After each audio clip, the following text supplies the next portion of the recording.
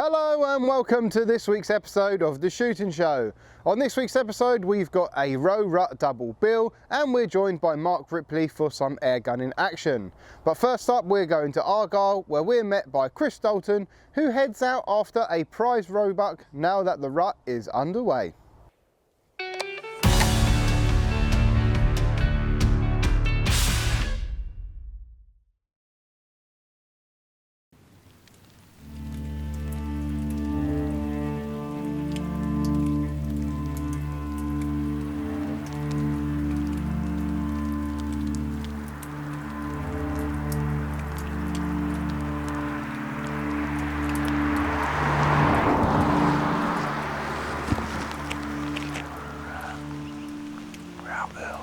Stags. There's a little bit of ground to look after. Electric Nature Reserve, SSI. Got red and seeker on here. We were hoping for a nice morning to film, but we may get beaten because it's just starting to chuck it down. We're just going to move on and a bit of a vantage point from across here. Just have a look down into the valley. There's been a couple of seeker hinds out. Couple of reds over there.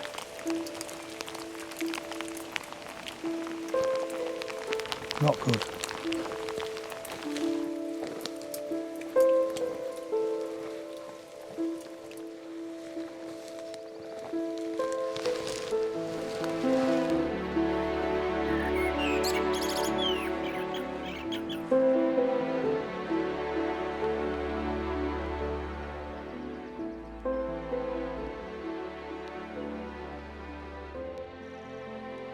Oh, yeah.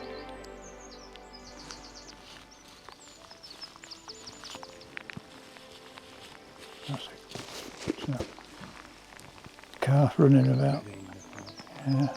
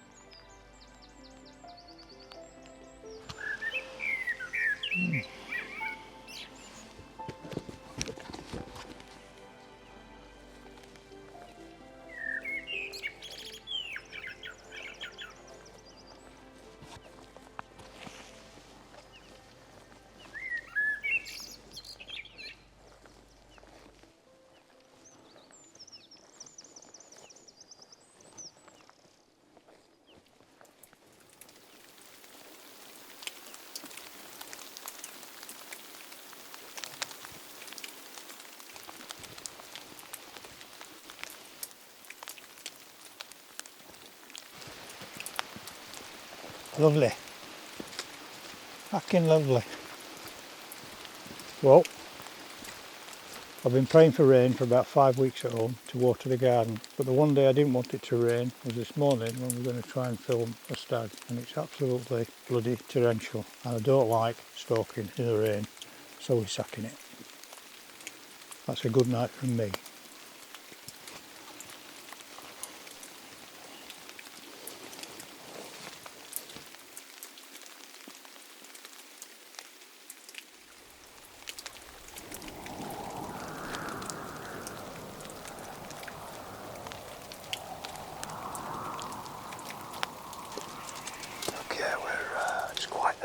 Down in Argyll, it's always bloody raining in Argyll. We've got Elmer out again. There's a restock site over here on the left. We're just coming into stag, so there's been a lot of stags coming out onto the silage grass and then coming into the forest. We've got to catch them early to try and get them coming in. There's some out there now, so we're going to just go and try and quickly intercept them as they come in. Quite difficult because the wind's swirling all over and we've lost the wind and the rain's coming, but anyway, here we go. I'll probably get rusty, but you have to take your chances.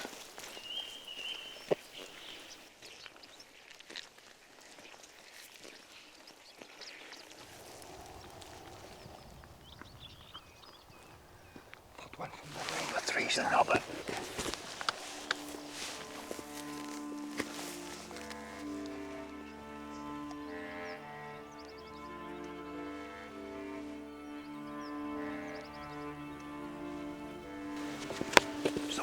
back. The one at the back. Paul, number 2. When it comes clear.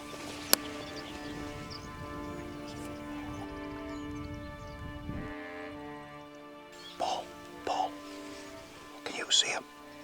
Okay, because you can come up here if not.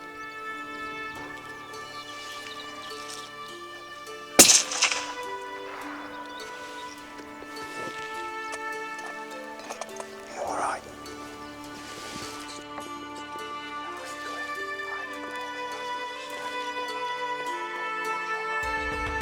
Possibly gonna go that way or up here. By that tree, down by that tree. Yeah.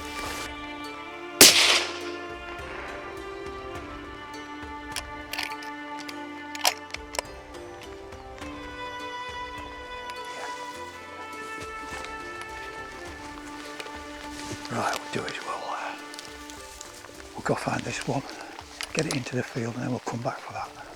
Barry can see that one anyway. Just show me. Show me.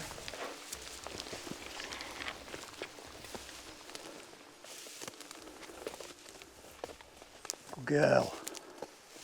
Good girl. Good girl. But yeah, you need a dog in this stuff, don't you?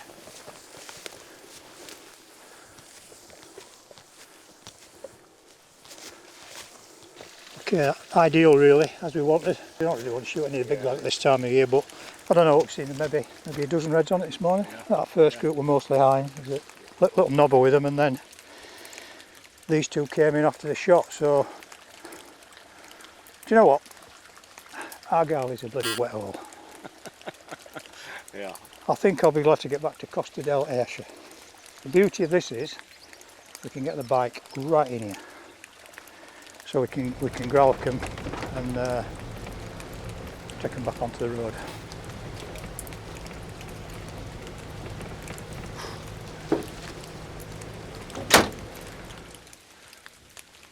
Right, so good day, good morning. Yeah, weather's nice. It's lovely, isn't it? It's horse like this up here. So what we've got there is basically I wanted, as I explained earlier on, there's some pasture fields, some sheep pasture, horse pasture, and to take the silage crop off it. There's been a lot of deer at night coming down off the hill through the restock site to feed on there, and you've got to sort of catch them coming off early in the morning. There were probably a small group of 4 just initially. There was a young knobber with them, which is subsequently one of the ones we shot because they came in, and then we managed to just shoot Paul managed to shoot the knobber just down in the valley here. And then at the sound of the shot there's another couple, a mature hind and a slightly bigger young stag, come onto the banking just across from us there, so Paul managed to get that one as well. So reasonably easily recovered. We're going to fetch the quad bike, to be honest, but by the time we've gone back and got it out of the shed, we're actually a relatively short drag up to the picket fence gate here that they used to get the horses in, so just grunted a bit. And you see, I'll give you the big one. Yeah, you like that? Yeah, I thought it was great. So quite a good morning despite the wet conditions. Don't quite know how much of the shot Rab managed to get because I was more concentrated on shooting the deer than actually filming shooting the deer, so I didn't give him a lot of chance to get in position, so we'll see what you've got out of that. Plus the fact you forgot to turn the camera on as well, but apart from that we're good. Don't forget to turn the camera on, I forgot to press the record button. Ah, yeah, there you go then. Still as good, isn't it really? Yeah. Camera on with no record button, never mind. We've all done it. I think it's about time we got to try. Breakfast time.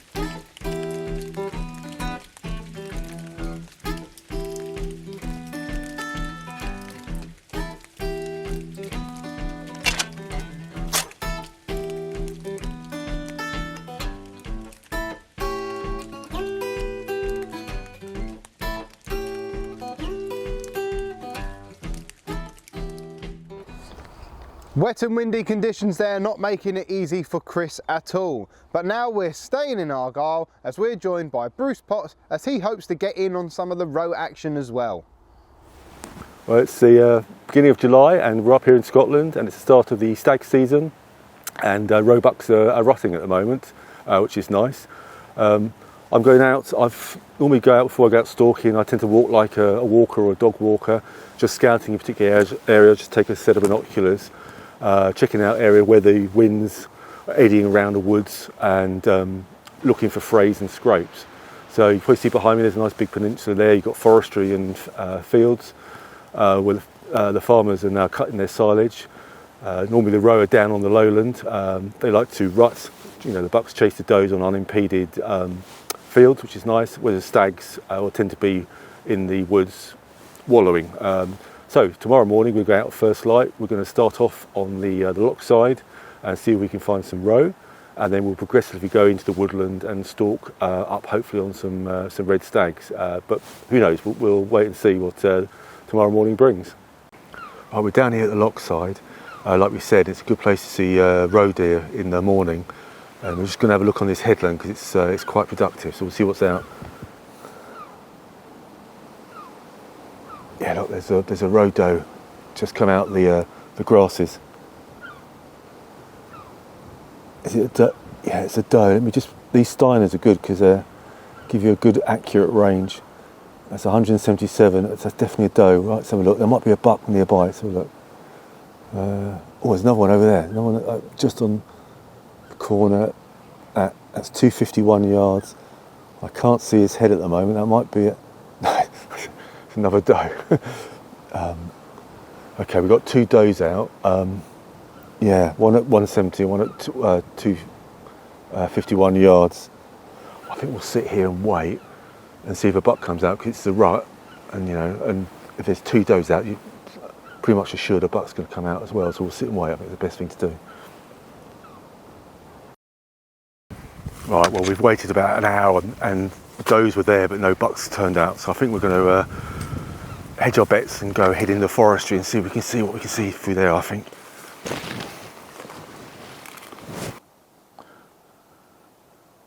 Right, well, we've come now into the woodland and there's some red deer fumets here. So we're on the right trail. We've left the row on the beach, but we might have a bit more chance in the wood. Saying that's a good sign, so we'll carry on and see what we can see.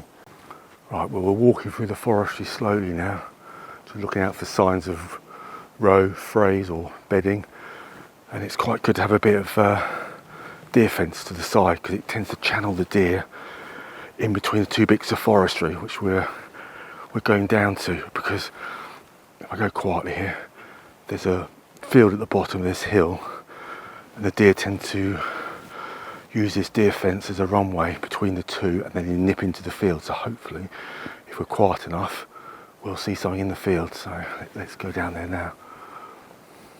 Well, I think I've spotted a deer bed. Yeah, it's a little roe deer bed, look. Down here, can you see it there? Look. So there's a roe's been bedding down here. So we're on the right trail. We're now going to follow down. There's a field and we'll see what's out in the field. We've got to go quietly though.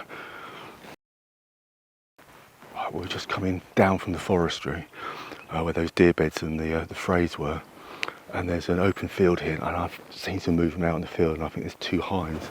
I'm just going to move down to the edge of the wood here, and we'll have a look across the field because quite often you get a roe buck bedded or doe bedded down. So let's go and have a quick look. Got to keep really quiet because those red and the roe are super sensitive to sound and movement. Yeah, it's been raining, which is nice. It's nice and quiet underfoot, but you still got to really go quietly. Yeah, look, there's two red, they look like hinds up on that forestry browsing. I'll get behind this tree. You should be able to get a better look. Right, I'm blindsided. See, no, I think we're all right.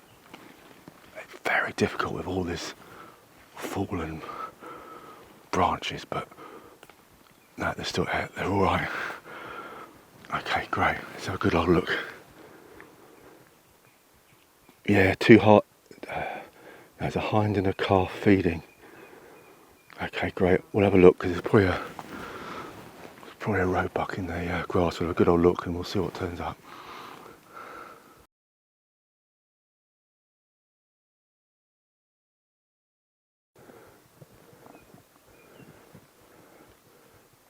Oh, right. There's a roe buck. The roe buck's just got up. He's only about 40 yards away.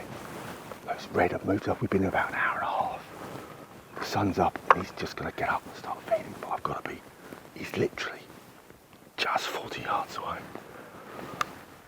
Take the safety off. Alright, got a clear heart shot. Just wait for him to move into position broadside. Yep. Nice. Yeah. Oh, yeah. It's gone straight down. That's fantastic. Whew, that was an interesting stalk. The came through the forestry there. We saw the reds first of all. They're normally here. They've moved out slowly, but there's been a roebuck here all the time, about 40 yards away in this long old grass. It's really difficult to see. It must have been good because he hadn't heard us, and he's just literally got up. When the sun's come out now on that field, he's going to warm himself up because it's quite wet out there on the dew. That's it. I can relax a little bit now. That's great.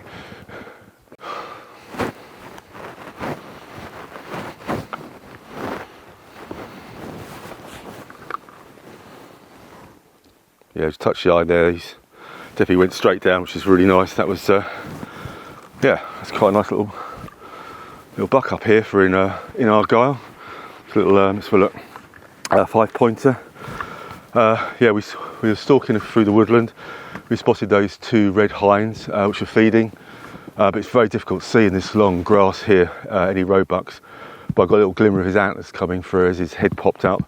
So we stalked through to the edge of the woodland there, and it's probably about 40 yards, and heart shot, and he went straight down with a normal tip strike. I was, great. So that's the first roebuck on the cull here in Argyll, and first blood to the Seekins Precision Pro Hunter 2 in 308. So we'll perform the gralak now and take him to the larder. We look forward to seeing some more outings with Bruce in the next few weeks. But now we're joined by Mark Ripley as he heads out with his trusty air rifle after a few troublesome squirrels. Let's see how he gets on in this week's episode.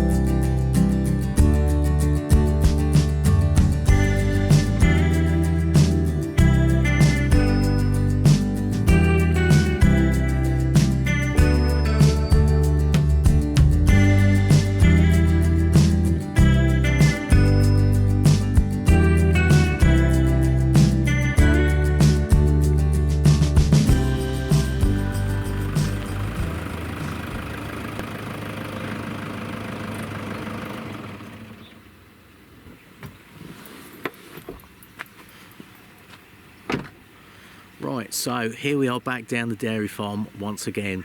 Now hopefully you guys aren't getting bored with this scenario. Well, I'm certainly not, because there seems to be plenty of stuff to shoot down here.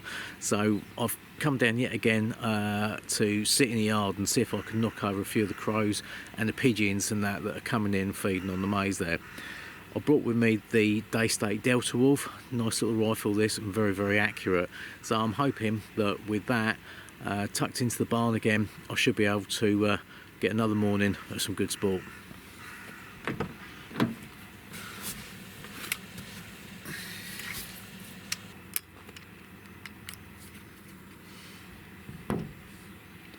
Now this rifle is just a 12 foot-pound, or sub 12 foot-pound I should say, air rifle. It's in 177, so not FAC, nothing like that. Doesn't need to be when we're shooting this close within the farmyard. In fact, an air rifle like this is just the perfect tool for the job for farmyard pest control. So I've got this kitted up with actually a night scope. This is the Pulsar Digex, the C50. It's got a coloured day screen, which is the main reason I fitted it on there. So although I can take it out after dark as well, I'm going to be using it primarily with the coloured day screen just to get some shots through the scope itself, so you get a bit of scope cam action. Yeah, so fully charged, full of air, ready to go. Let's go have a look.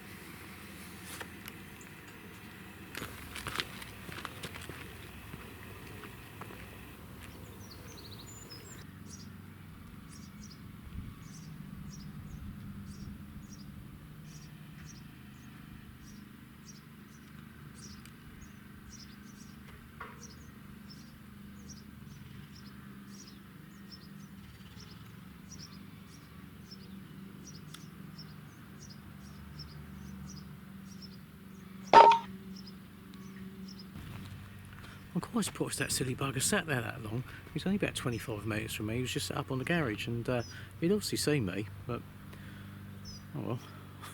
That's a good start to the bag anyway. Pigeon down.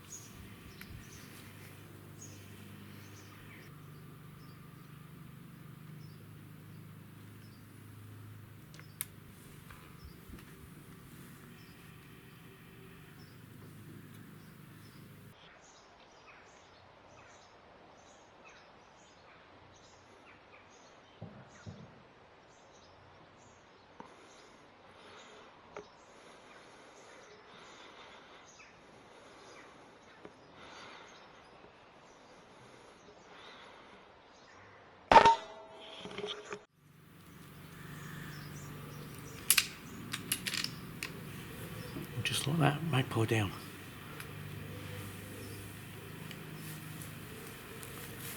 So I've oddly been here a couple of minutes, and straight away a magpie dropped in off the roof, as they always seem to do, which is perfect because it means they like fly down and they got their back to me and they land, so it gives me a chance to get onto them. And he just landed on top of the maze there, and then he was wandering around on the top and I couldn't quite see him. And then he walked round and come back towards me, and I thought he'd seen me, so I just quickly put a shot into him straight in the middle of the chest, and he's gone straight down on top of the maze there.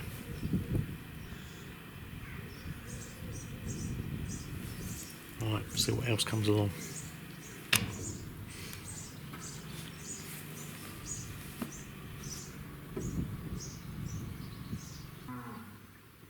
The farmer's tried using a bird scarer here, but the birds quickly get used to this and straight back on the maze. He's also tried a gas cannon, which has limited effect. It moves them on for 5-10 minutes and then they're straight back again.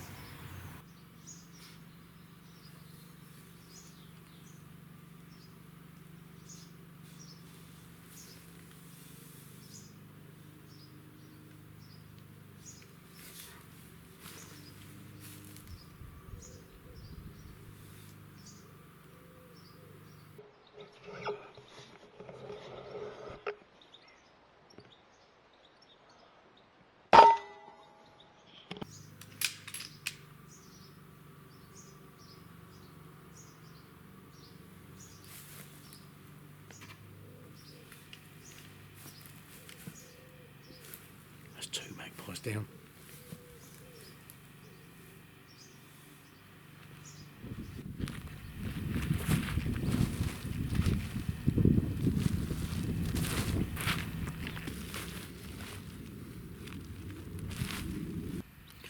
That's quite surprising how even the little 177 pellet can do quite considerable damage to that magpie. That's put a big hole in the front of the chest on that. I don't know much about that.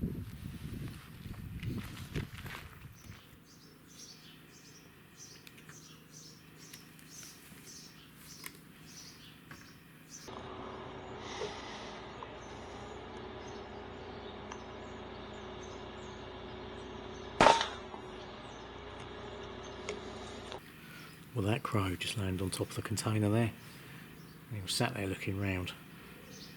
Bosh, have that.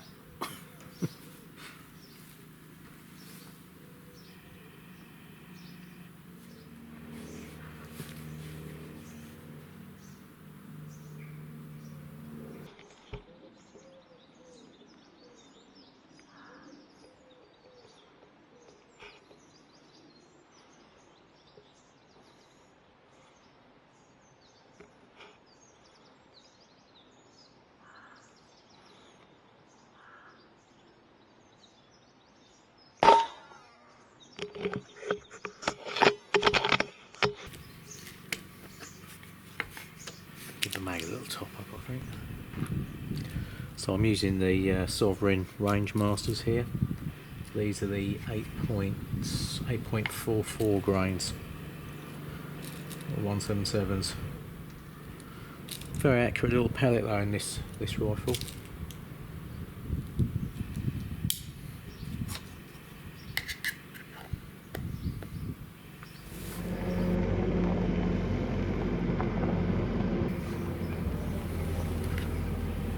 Looks like the farmer's heading down to do a bit of work in the farmyard.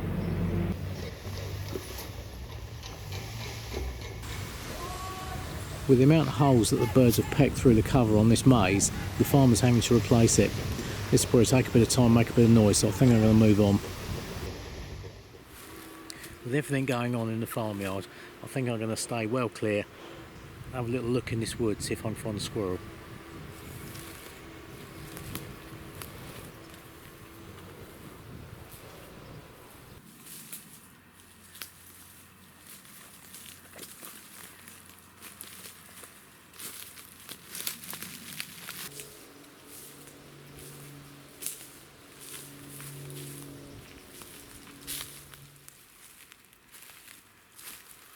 So it's actually really difficult trying to walk through this wood because the floor is completely carpeted with dead and dry leaves. We haven't had a lot of rain lately, so yeah, it's just made it like walking through a bowl of Rice Krispies.